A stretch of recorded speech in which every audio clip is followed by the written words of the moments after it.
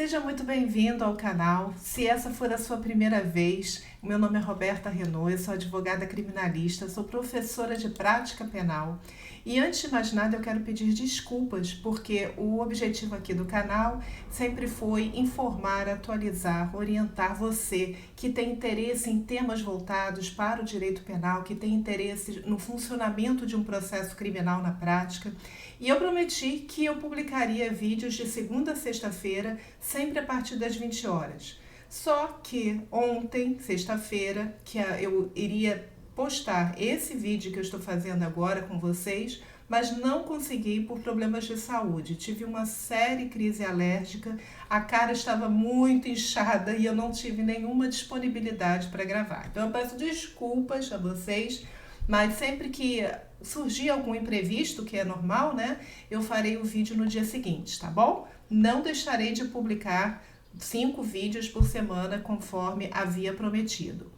Bom, vamos lá. Atendendo a solicitações de vários seguidores, eu fiz uma enquete no canal e a maioria entendeu que gostaria de fazer um estudo na parte de execução penal, ou seja, durante o cumprimento da pena. E o tema mais votado, mais escolhido aqui entre vocês foi cálculo de progressão de regime. Então, em razão disso, eu estou iniciando hoje um mini curso gratuito de execução penal para ensinar você a fazer o cálculo dessa progressão de regime. Você não precisa ser advogado, não precisa ser estudante de direito, basta que você tenha vontade de aprender e tenha interesse na tarefa, no curso que eu estou ministrando, ok? Vou tentar explicar de uma forma muito simples para que toda e qualquer pessoa entenda como fazer. É claro que eu não vou esgotar tudo sobre progressão de regime, né? É impossível. Isso aí é um tema que é estudado em universidade. Então, mas eu vou trazer casos práticos, cada semana eu trago um, e aí você vai estudar esse caso comigo. Depois, na próxima aula, você vai rever o caso anterior e assim você paulatinamente, gradativamente, você vai aprendendo como aplicar as regras, tá bom? Da execução penal. Meu compromisso com você é esse, através de casos práticos para você ir entendendo. E se tiver dúvida, pessoal, por favor, registre aqui nos comentários, eu vou ter um enorme prazer em ajudar vocês. E se vocês gostarem desse conteúdo, né, porque o mini curso é gratuito, que não foi feito com carinho, tá? E com muita dedicação. Então, se inscrevam no canal, compartilhem esse conteúdo com outras pessoas que possam se interessar por ele, ok? Então, vamos lá.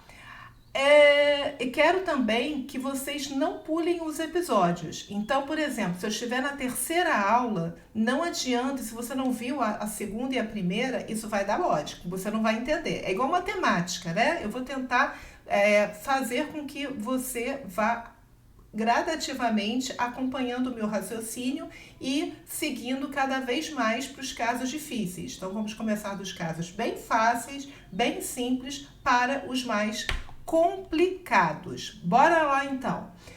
Bom, antes da gente trabalhar com o primeiro caso do minicurso, eu preciso fazer uma certa introdução, né? Porque, como eu falei, muitas pessoas aqui nunca ingressaram numa faculdade de Direito. Então imagina, por exemplo, que um rapaz chamado Pedro, ele foi acusado da prática de um crime, ok? E aí, depois da apresentação de todas as provas, né, ele teve direito à ampla defesa, apresentou todas as provas em audiência, documentos, ouvidas testemunhas, o juiz analisa tudo isso e ele considera que o Pedro realmente é culpado desse crime que foi imputado contra ele. E aí o que o juiz faz? Quando o juiz analisa as provas e verifica que a pessoa é culpada, ele acaba condenando. E o que vem com a condenação?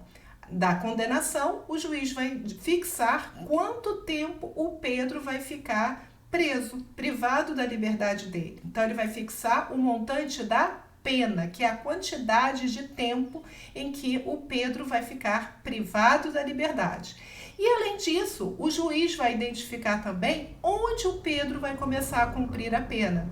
Então a gente já até fez um vídeo já na semana passada sobre isso, que se o juiz fixa o regime fechado, significa dizer que o Pedro vai ficar preso no estabelecimento de segurança máxima ou média. Se o juiz entender que é semiaberto, pode ser uma colônia agrícola, uma colônia industrial, um instituto penal. E se for o aberto, é na casa de albergado. Então, é isso, você precisa entender isso. O juiz, então, quando considera culpado e condena alguém, ele fixa uma pena e diz onde essa pena vai ser inicialmente cumprida. Felizmente, o nosso direito determina que a pessoa, em via de regra, ela não fique só no estabelecimento penal. Então, o Pedro não vai cumprir a pena dele só no regime fechado, por exemplo, lá no estabelecimento de segurança máxima. Se ele tiver um bom comportamento, se ele preencher todos os requisitos, ele vai, depois de um tempo, passar do regime fechado para o semiaberto, do semiaberto para o aberto. Então, existe um tempo onde o Pedro poderá mudar de regime. E por que isso é bom? Porque o regime fechado é o mais gravoso. Então, ele vai para um que é intermediário, que é o semiaberto. E depois ele tem a possibilidade de ir para o aberto, que é o mais tranquilo, tá? Isso é o que o direito chama de progressão de regime. A pessoa começa a cumprir a pena no regime inicial e, paulatinamente, de acordo com alguns requisitos, ela vai progredindo, indo para os regimes mais benéficos. E o trabalho desse mini curso é justamente fixar, ajudar a você a entender qual o tempo para a progressão. Então, no caso do Pedro, que foi para o fechado, quanto tempo vai demorar para ele sair do fechado para o semiaberto? E depois, do semiaberto para o aberto? É isso que a gente vai estudar aqui. Bom, com essa introdução, que eu acho que eu tentei ser a mais clara possível, mas se tiver ficado alguma dúvida, de novo, registra aqui nos comentários, tá? Eu vou trazer agora o caso para vocês. Olha lá, vamos prestar atenção. Vou considerar o Pedro aqui. Em 5 de abril de 2019, o Pedro, sem nenhuma intenção, ele não teve a intenção de fazer, mas acabou fazendo, ele machucou a mão da Renata, tá? Então, a Renata ficou com a mão machucada em razão do comportamento lá do Pedro. Muito bem. E esse machucado da Renata, como a Renata é uma artista plástica, ela ficou impossibilitada de quê? De trabalhar, porque em razão do machucado na mão, ela não conseguia fazer lá as esculturas dela, o trabalho dela em razão dessa lesão que o Pedro provocou na Renata, ok? Bom, todas as provas foram apresentadas, o juiz avaliou a situação do Pedro e ele considerou sim que o Pedro é culpado de lesão corporal, que o Pedro praticou uma lesão corporal culposa, porque não teve intenção, contra a Renata, ok? E aí o que o juiz faz? O juiz ele vai determinar uma pena. Imagina que ele fixa uma pena aqui de 5 anos.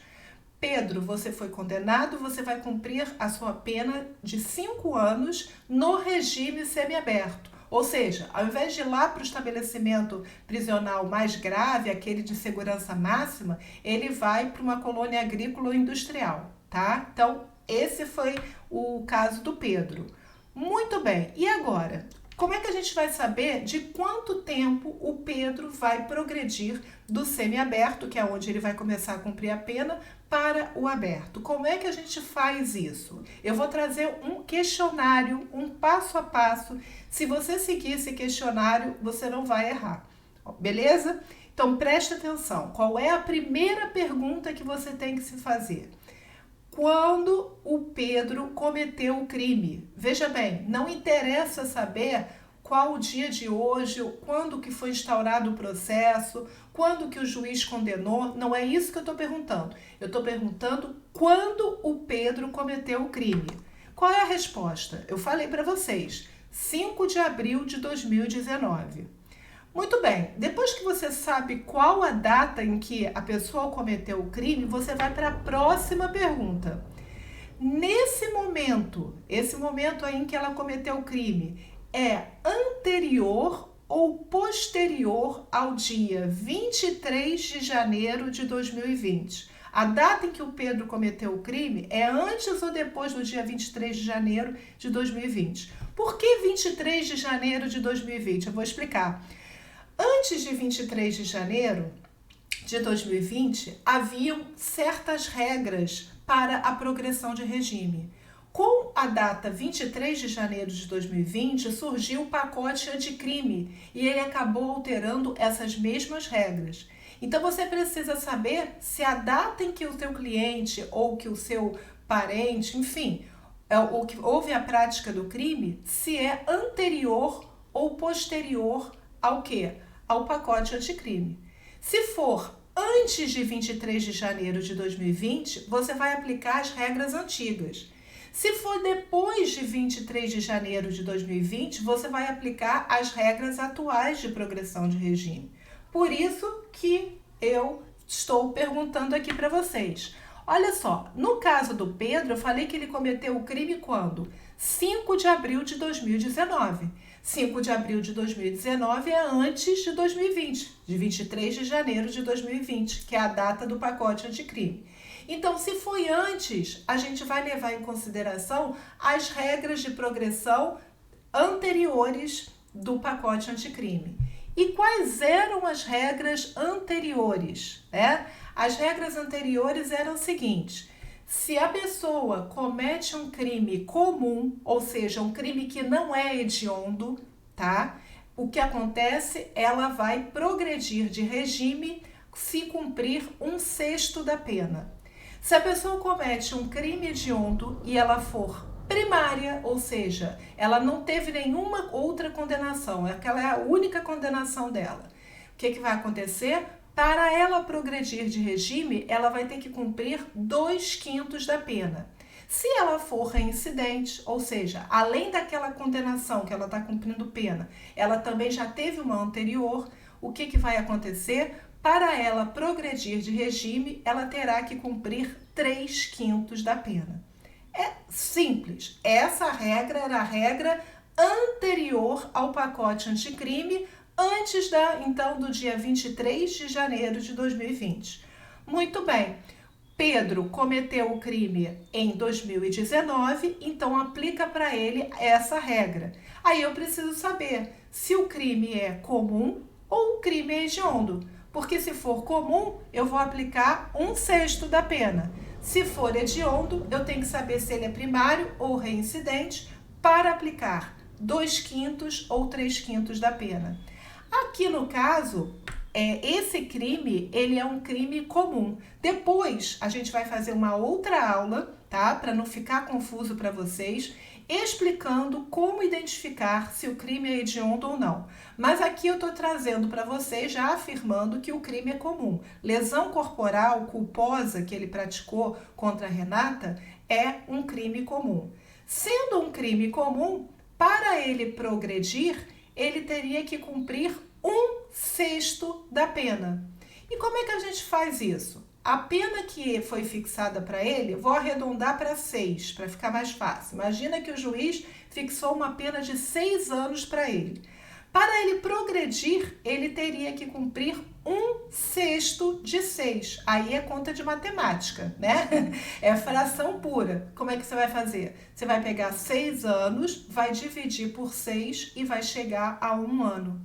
Então, você chega no resultado final que para o Pedro progredir de regime no crime de lesão corporal culposa, como ele praticou o fato antes do pacote anticrime, basta que ele cumpra 1 ano de pena. Então, imagina que o Pedro começou a cumprir a pena hoje, tá? Daqui a 1 ano, ele poderá ir para o aberto.